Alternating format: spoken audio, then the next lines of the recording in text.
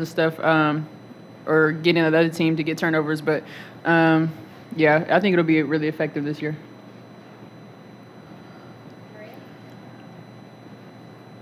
Evina, 3 games at home, and now you sort of head on the road. It's a neutral court, obviously. What do you think you guys have learned in these first 3 games that are going to help you in the Junkanoo Jam? I think we're just kind of learning how everybody plays, especially our young players, just getting used to playing with each other. And I think just the energy that everyone brings to the team is going to be really fun to watch in the Bahamas. So we're ready to get out there and just prove who we are and what we can do.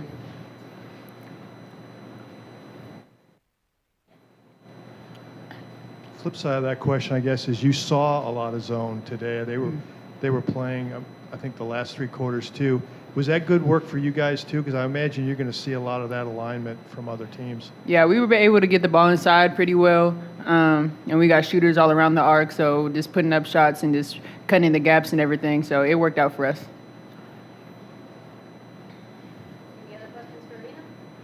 Oh, one more, Deb. Evina, is it important when you're facing that alignment to not just settle for jumpers? It looked like in the second quarter when they went to it, you guys were kind of looking to you were trying to pass it inside, and some players like Rennia was kind of cutting for that jump shot. I mean, is that really important to be mindful of that? It's not necessarily hard, but it's just whether or not we do it or not. So just getting the ball inside it allows us to get wide open shots on the arc. So we just have to get it inside a little bit more, and that's what we did. All right, thank you, Evina. Questions for the other players? Lewis? Mimi, this might be a silly question, but bear with me here a little bit. In the fourth quarter, you guys are up by like 60 points, and you dive on a loose ball in the backcourt. Why? Why do that in this game type situation? I mean, we really want to get the ball. I mean, it's first player on the floor. I mean, that's a great hustle for us. That's what we try to do. We try to hit the floor first. Dan?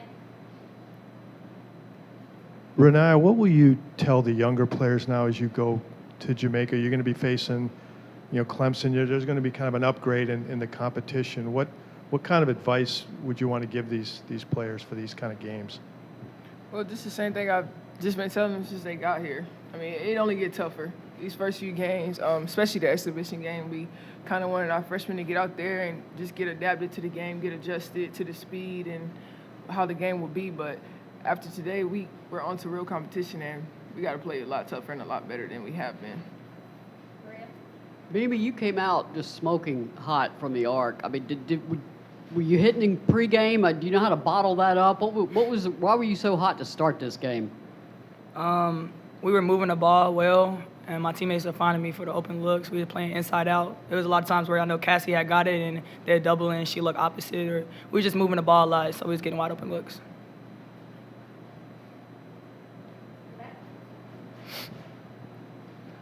Mimi, I think this was the 6th fewest points a Lady Vol team has ever allowed in a game. Defensively, I know you love defense. What kind of gets going when you're holding a team to that little points throughout? Like, do you kind of almost smell blood in the water type thing, and you want to hold them to even less points? Yeah, so today we tried to hold them to 30 points at the most. So we come out with a lot of energy, full court pressing, and that's what we get out there, and we get them playing fast, and they get to turn the ball over, and we just want to keep the pressure on them.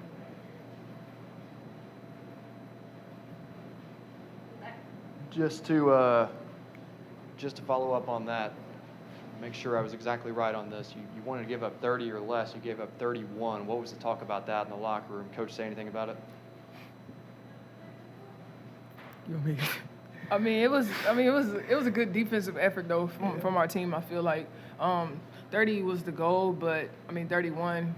I guess nobody can really be mad about that. We'll take it. So. Rennia, when you said earlier you feel like you can play a lot better, where do you think this team can make strides now? What should they be most mindful of in terms of improvement right now? Well, just the little things. Like today, I feel like we had a few turnovers that were unforced. I told a couple of the younger players like when you get the rebound, you have to catch and look first versus trying to dribble through the traffic. And we had a few turnovers like that. We also had a few turnovers trying to force it into the post inside, which, I mean, we do emphasize getting the ball inside, but if it's not there, it's not there. So maybe ball fake and go inside or get a ball reversal and it'll be open later in the possession. But just little things like that. Cleaning up those turnovers is definitely going to be big for us. Maria? Mimi, that's about a balanced minutes box score I think I've ever seen. All I just saw 21s that. and Yeah, then I was all the looking at that. 19s. Does that keep everybody engaged too when you've got the entire roster logging that kind of minutes? Yeah, it keeps everyone engaged, and it also keeps our legs fresh. Like we doing 5 in, 5 out right now. So, I mean, we just getting after it early, and then the next group come in, get after it. The next group come in, get after it. We're just trying to keep the energy and keep the pressure on the team. So, I mean, we'll just be subbing, you know, just so we'll keep the pressure on them. For either one of you, really, whoever feels like answering it, when you, I think it was 39 points off of turnovers, 23 fast break points. When your defense is working as hard as it is, creating as many turnovers, like, from a player perspective, how does that really make the offense easier for you all? I mean, you basically just said it. We get to get out, run, and make layups. I mean, that's the easiest part about it. Yeah, simple.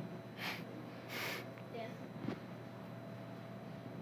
Have either one of you ever played on teams where you sub 5 players at a time like that? Do you guys like that? Has that been kind of an interesting, fun way to play, you know, when you're coming in making wholesale changes like that? Well, I think it just gives everybody confidence, which, I mean, we're going to need later down the road. We're going to need everybody to feel like they can come in and hit those shots that we might need. I think that right now we're kind of moving fast with the subbing later down the road. I'm not really sure if it's going to be 5 for 5, but I feel like everybody's going to have that confidence built up by then because everybody's getting minutes right now. Any last question? All right, thank you, ladies. Thank you. Gosh, 3 things we wanted to work on was focusing on us. Thought we did a really good job of doing that. We wanted to get great shots, not just good shots. In the second half, I thought we got great shots. And thirdly, we wanted to work on our zone. We hadn't literally just put it in. For the most part, I thought we did well with it.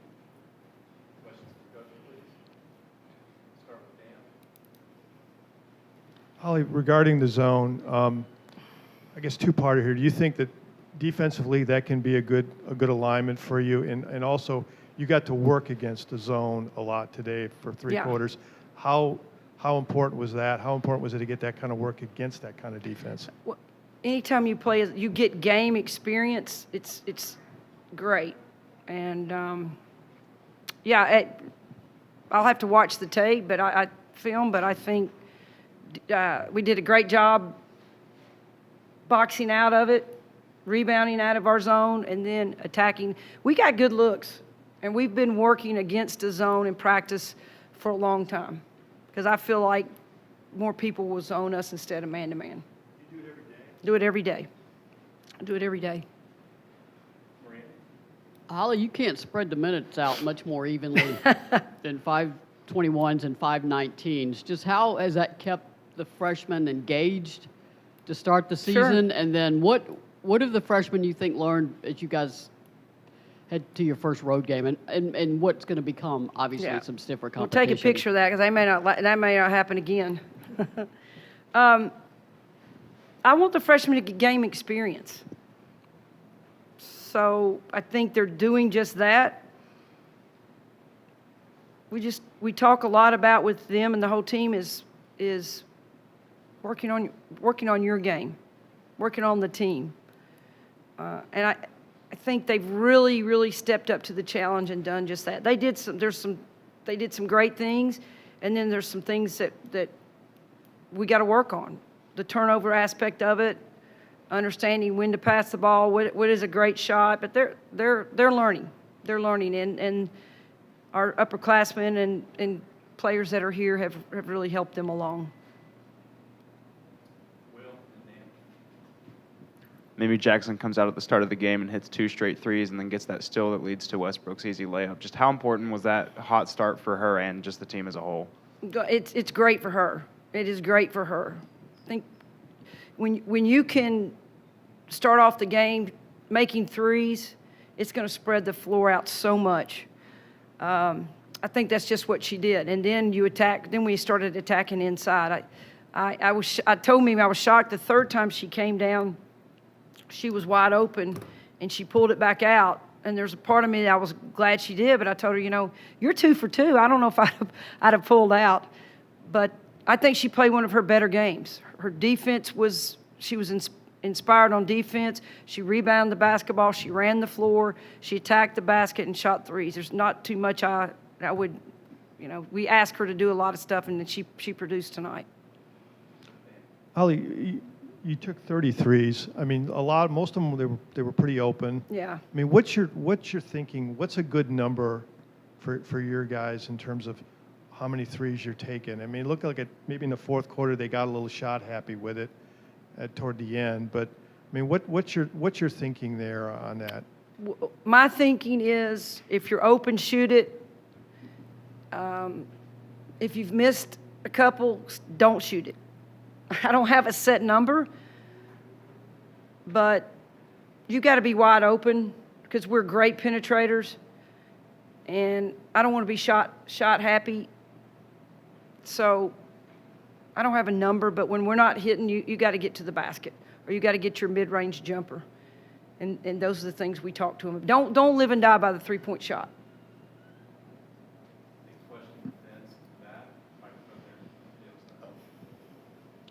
Coach, I know it wasn't perfect, but did you like the way your team played with that big lead? It seemed like they handled things and just went through possession by possession rather than playing to the scoreboard. I did. I loved it. You can get caught up in the score and try to be real cute with everything you do. I didn't think we did that. Now, we turned it over too much, but I didn't think it was to show off or be seen. I thought it was trying to get a teammate the basketball. And sometimes we overpassed a little bit, but we worked on us. And some things we did really, really well and some things we need to correct. But, yeah, you can't play the score. You got to focus on what we need to do.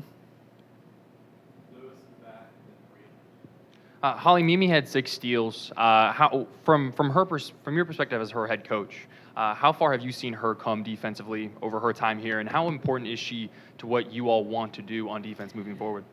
I will say this: Mimi Jackson could be one of our best defenders, and at times she lets her offense control her defense. But she is great on the ball. She's a great anticipator. I loved her energy today, and it could have been because she started off hitting threes, probably. But I love what she brings us on defense. She set the example.